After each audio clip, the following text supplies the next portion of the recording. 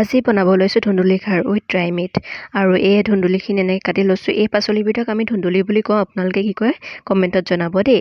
ইয়াৰ ভিতৰৰ গুটিটো অকণমান টান হ'ব পাৰে, তেতিয়া সেইখিনি গুচাই দিব। কিছুমান কোমলীয়া গুটিও থাকে, তেতিয়া থাকিব দিব। আৰু এইফালে দাইল লৈছোঁ আৰু অকণমান সৰিয়হ, আদা, নহৰু এনেকৈ লৈছোঁ আৰু ক'লা সৰিয়হ বগা সৰিয়হ দুটা মিক্স কৰি দিছোঁ। তাতে দুটা শুকান জলকীয়া দিছোঁ আৰু আদা নহৰু অকণমান দি পেলাই এনেকৈ পেষ্ট বনাই ল'লোঁ।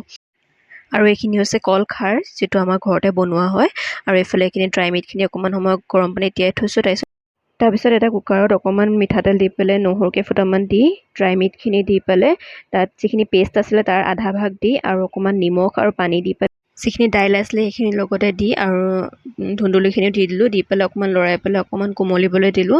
আৰু যেতিয়া অকণমান কোমলি গ'ল, সিজি গ'ল, তেতিয়া পানী দি পেলাই এটা হুইচেল মাৰি ল'লোঁ। তাৰপিছত যেতিয়া সিজি গ'ল সেইখিনিত যিখিনি পেষ্ট আধা আছিলে সেইখিনি তাত মিক্স কৰি পেলাই অকণমান উতলিবলৈ দিলোঁ। আৰু এই আমাৰ খাৰ ৰেডি হৈ গ'ল। লগতে শুকান মাছৰ চাটনি, আলু চাটনি, খাবলৈ বহুত সোৱাদ হৈছিলে। এবাৰ ট্ৰাই কৰি চাব।